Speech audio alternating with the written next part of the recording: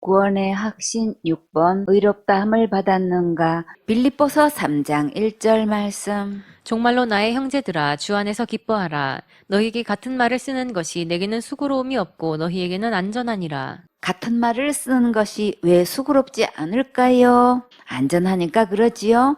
수고롭다는 것은 괴롭고 고되다는 뜻이에요.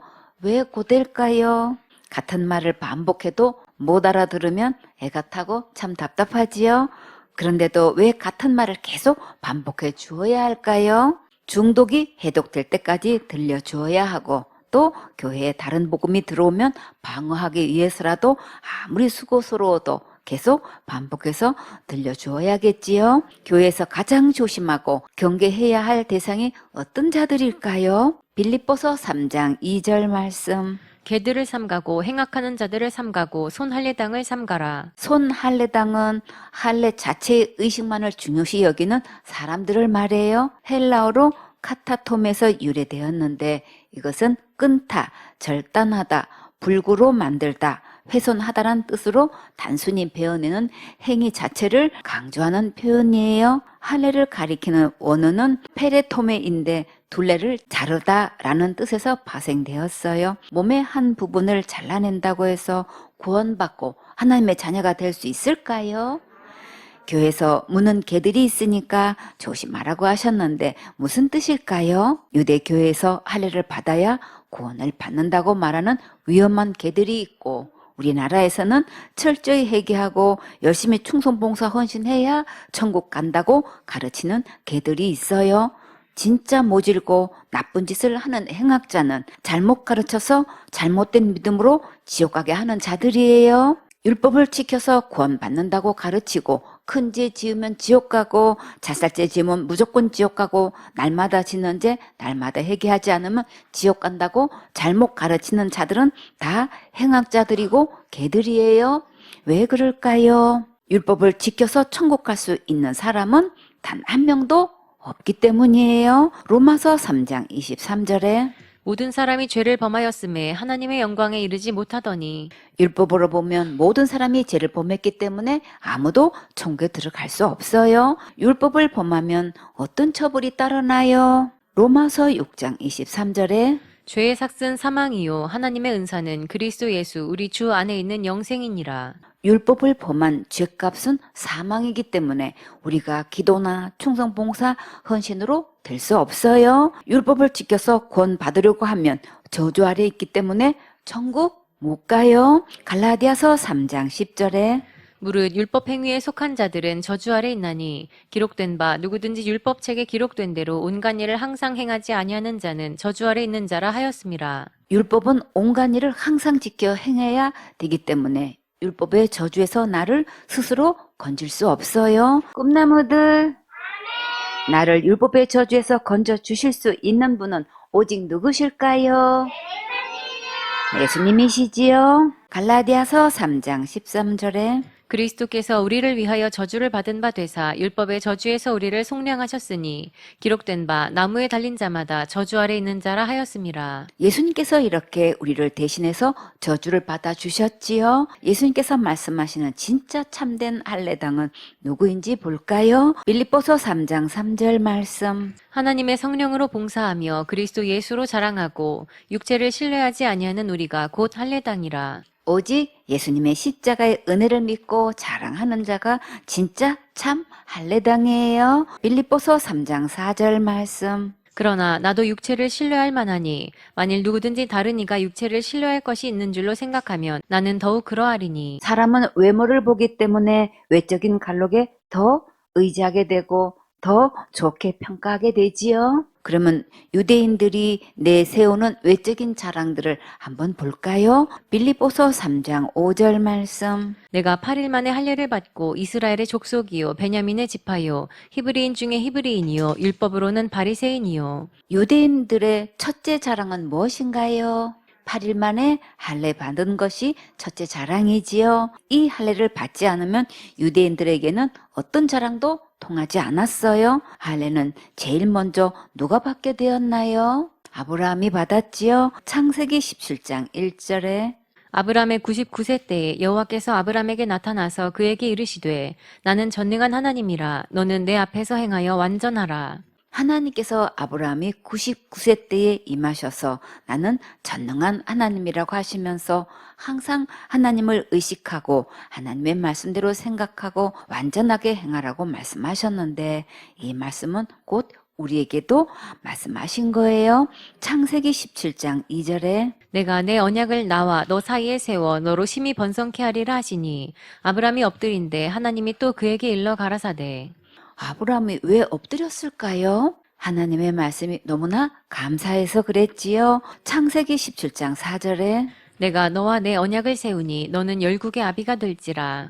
우리는 어떤 아비가 되어야 할까요? 믿음의 자녀를 낳는 영적 아비가 되어야지요. 창세기 17장 5절에 이제후로는 내 이름을 아브람이라 하지 아니하고 아브라함이라 하리니 이는 내가 너로 열국의 아비가 되게 함이니라. 아브라함은 이때 자식이 없었지만 열국의 아비가 되게 하시겠다는 말씀을 믿었어요. 창세기 17장 6절에 내가 너로 심히 번성케 하리니 나라들이 내게로 조차 일어나며 열왕이 내게로 조차 나리라. 내가 내 언약을 나와 너와 네 대대 후손의 사이에 세워서 영원한 언약을 삼고 너와 내 후손의 하나님이 되리라. 아브라함뿐만 아니라 자손 대대로 하나님께 예배드리는 민족이 되게 하시겠다고 영원한 언약을 세워주셨어요. 창세기 17장 8절에 내가 너와 내 후손에게 너의 우거하는 이 땅 곧 가나안 일경으로 주어 영원한 기업이 되게 하고 나는 그들의 하나님이 되리라. 하나님께만 예배 성공하면 땅도 주시고 영원한 기업도 주셔요.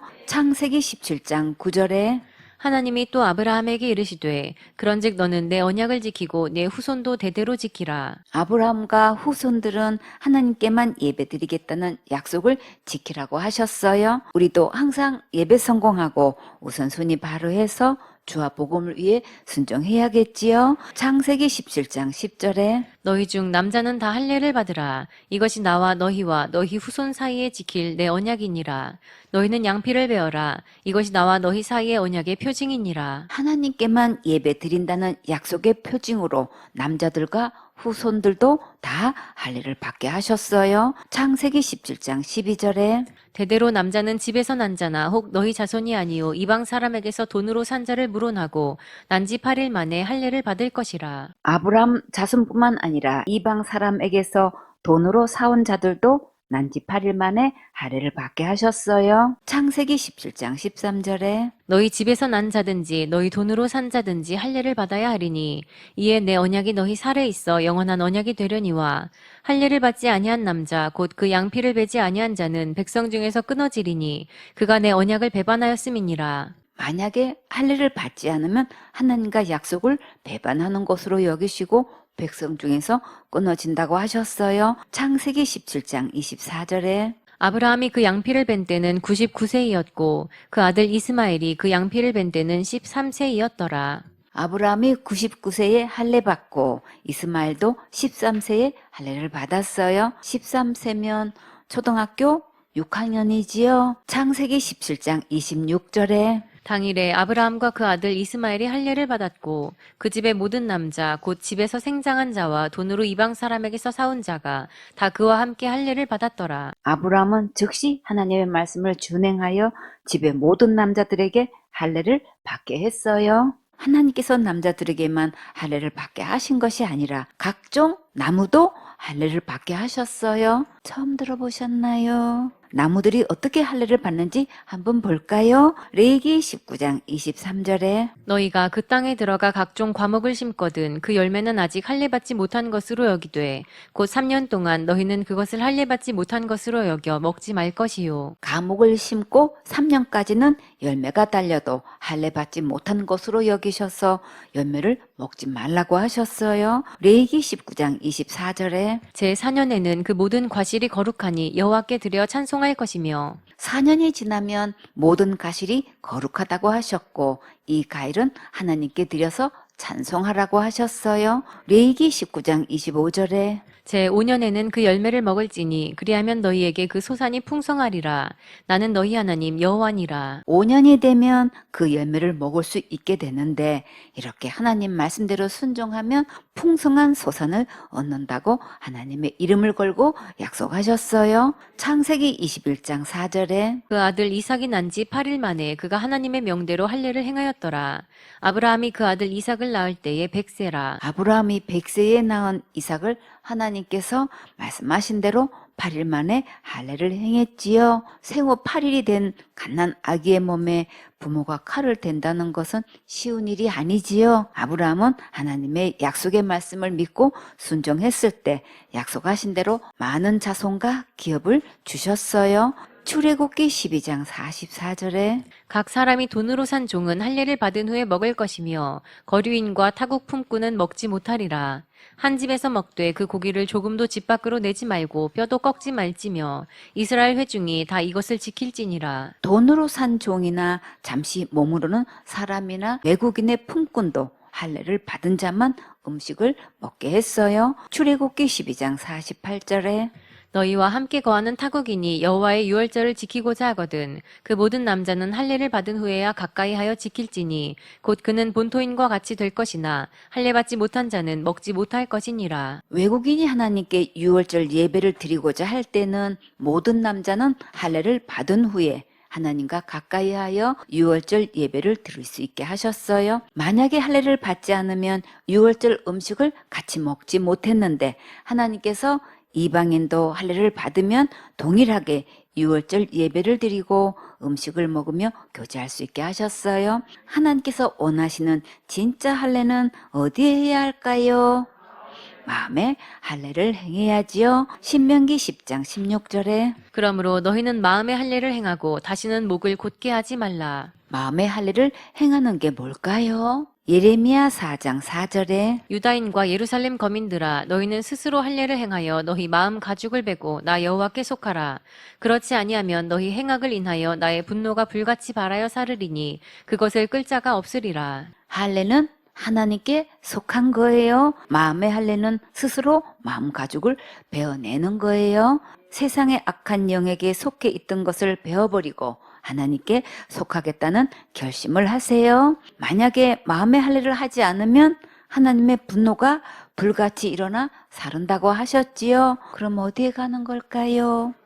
지옥 가는 거지요. 신명기 30장 6절에 내 하나님 여호와께서 내 마음과 내 자손의 마음에 할례를 베푸사 너로 마음을 다하며 성품을 다하여 내 하나님 여호와를 사랑하게 하사 너로 생명을 얻게 하실 것이며 마음의 할례를 행하면 생명을 얻게 하시고 마음을 다하고 성품을 다해서 예배 성공하게 해 주셔요. 외식하는 바리새인과 서기관들이 마음의 할례는 하지 않고 육체의 할례를 구원으로 주장했어요. 바울은 유대인들이 가장 최고로 여기는 8일 만에 할례를 받았다고 제일 먼저 자랑했고 또 이스라엘 족속이요 베냐민의 지파요 히브리인 중에 히브리인이라고 했지요. 야곱이 하나님을 독대했을 때 이스라엘로 새 이름을 주셨는데 바울은 이스라엘의 족속이고 베냐민의 지파라고 당당히 자랑했어요. 베냐민 지파를 통해 이스라엘의 초대 왕이 세워졌지요. 누구인가요? 사울 왕이지요. 히브리는